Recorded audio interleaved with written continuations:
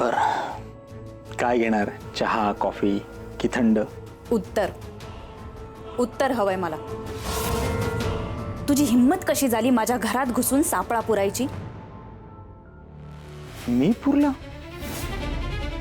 अहो आमदार मॅडम, काय बोलताय तुम्ही?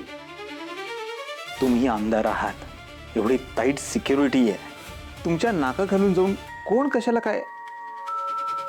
आमदार मॅडम, तुमचा भूतकाळ बघता तुम्हीच काही केलेलं नाहीये ना. हे असले छोटे मोठे डाव खेळून तू मला मात देशील असं तुला वाटतंय? हे असले डावपेच माझ्या राजकीय कारकिर्दीत मी खूप खेळले. तुला काय वाटलं याने मी घाबरेन? घाबरलो नाहीत मग इथे कशा काय आला? भंडाऱ्याचं जेवण करायला नक्की आला नसेल. मुद्द्याचं बोल. हे आवडतं मला, मुद्द्याचं बोलतो. आमदार मॅडम, तुमच्याशी वैर घेऊन मला माझं नुकसान नाही करून घ्यायचंय. तुमच्यासाठी एक चांगली ऑफर आहे. हा, तुम्ही तुमचा इगो थोडासा साईडला ठेवला, माझं ऐकून घेतलं तर फायदा दोघांचा आहे. कोणता फायदा? सांगतो, बसा बसा बसा.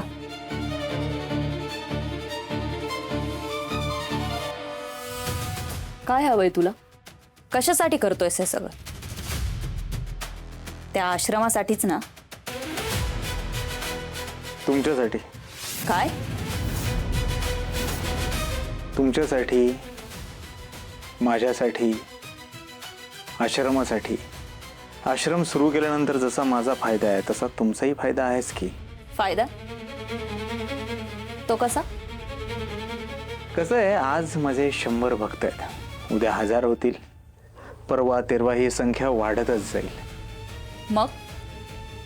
मग हेच तुमच्यासाठी राजकारणात एक एक मत महत्वाचं आहे. तुम्ही जर मला जवळ केलं तर माझ्या भक्तांचे वोट तुम्हाला येतील, तुमची वोट बँक वाढत जाईल, आणि वोट बँक वाढली तर तुमची मंत्रिपदही वाढत जातील. किती दिवस ती आमदारकी जपत राहणार आहात तुम्ही? काय करतोयस? मुख्यमंत्री. चेहऱ्यावर दिसतंय मुख्यमंत्री बनायचे योग आहेत. मुख्यमंत्री बना.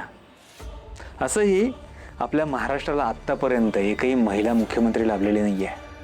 आणि कसं आहे आमदार मॅडम, लोकांच्या मनावर नुसते रस्ते बांधून, शाळा उभ्या करून, हॉस्पिटल बांधून, ॲम्ब्युलन्स देऊन राज्य नाही करता येतो. राज्य करायचंच असेल ना तर त्यांच्या भक्तीवर राज्य करा, तेव्हा ते तुम्हाला शरण येतील, तुम्हाला आपलं मानतील.